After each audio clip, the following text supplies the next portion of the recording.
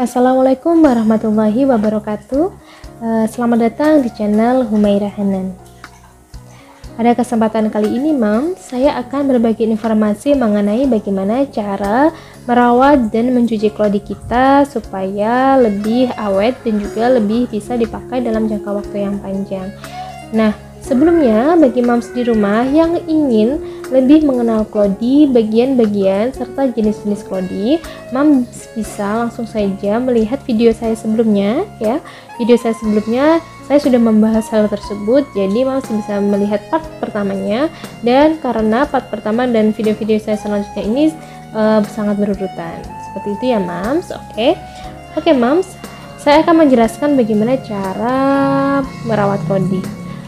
Ketika moms sudah membeli klodi yang baru, hal yang harus moms lakukan adalah dengan cara mempriwash klodi tersebut, yaitu mencuci dulu sebelum memakaikan kepada anak kita. Fungsi dari priwash ini adalah untuk menghilangkan residu-residu dari pabrik serta mengaktifasi klodi kita supaya lebih berkembang dan mempunyai daya serap yang maksimal ya moms. Seperti itu. Cara mempriwashnya adalah dengan cara mencuci klodi, lalu kita jemur sampai kering, kita cuci lagi dan kita jemur lagi sebanyak 3-5 kali. Tapi moms, biasanya dalam membeli klodi ada petunjuk cara mempriwash. Nah, moms juga harus memperhatikan hal tersebut. Terkadang ada beberapa merek klodi itu yang harus dipriwash sebanyak lebih dari 5 kali, mungkin 6 kali atau lebih. Nah, moms juga harus melihat petunjuk tersebut ya moms. Nah, cara mempriwash klodi apabila moms merasa tidak bersih karena hanya menggunakan air biasa, moms juga bisa menggunakan deterjen. Nah, di sini deterjen yang digunakan adalah deterjen yang khusus untuk klodi, di mana deterjen ini tidak mengandung pewangi, tidak mengandung pelembut dan juga sangat ramah lingkungan. Nah, ketika kita menggunakan deterjen ini moms, kita menggunakan pada priwash yang pertama. Untuk yang kedua, ketiga, dan selanjutnya kita hanya menggunakan air biasa saja ya moms. Nah, cara mencucinya adalah kita bisa merendam dengan air atau menggunakan air deterjen, terserah moms di rumah ya, menyesuaikan aja. Setelah itu, dalam mencuci itu kita bisa mengkucek secara pelan-pelan. Nah, kuceknya itu tidak boleh dengan menggunakan sikat ya moms, jadi harus dikucek secara pelan-pelan seperti itu. Nah, apabila moms di rumah sudah merasa klodinya sudah mulai bersih dan ingin dikeringkan, hal yang harus dihindari adalah dengan memeras klodi dengan cara dililit seperti ini moms. Nah, ini tidak boleh dan tidak dianjurkan karena hal ini bisa merusak klodi kita. Yang harus kita lakukan adalah melipat lagi, lalu kita peras secara perlahan seperti ini moms. Kita tekan-tekan sampai airnya keluar. Begitu juga dengan covernya. Nah, cover ini juga tidak boleh dililit atau diperas secara melilit seperti ini ya moms. Ini juga bisa merusak klodi kita.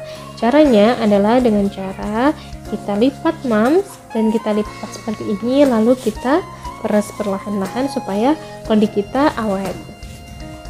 Ini ya moms. Nah, seperti itu cara mempriwash klodi. Yang kedua adalah bagaimana jika klodi kita sudah dipakai anak kita dan sudah penuh waktunya untuk mencuci. Nah, untuk mencuci klodi tersebut, apabila moms tidak ada waktu nih untuk mencuci, moms bisa meletakkan klodi yang kotor ini ke dalam bak ember yang ada tutupnya, dan pastikan ember tersebut ini kering moms, jadi tidak basah. Bisa langsung ditaruh di situ dan ditutup.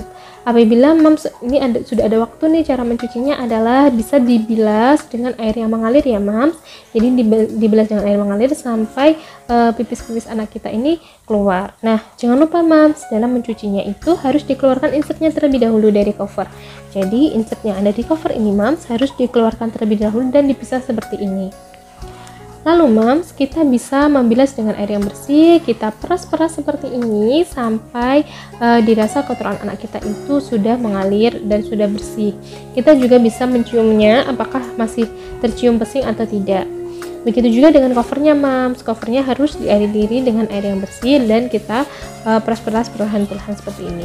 Nah, dan juga moms, apabila ada kotoran pup, yang harus moms lakukan adalah untuk menyemprot kotoran tersebut dengan keran atau dengan selang. Jadi kita semprot aja perlahan. Nah, nanti lama-kelamaan pup itu akan hanyut moms, atau mengalir. Begitu juga dengan covernya Mams, juga seperti itu. Tapi bila dirasa tidak bersih, Mams juga bisa menggunakan deterjen. Direndam dengan deterjen lalu dikucek secara perlahan aja. Seperti itu Mams. Dan juga Mams, jangan sampai menyikat klodi ya, saya ingatkan lagi, karena klodi ini bisa rusak atau daya serapnya itu tidak seperti yang dulu lagi, karena dengan cara menyikat dan menggunakan dengan kurang benar itu bisa membuat klodi ini cepat rusak dan tidak bisa digunakan lagi, seperti itu.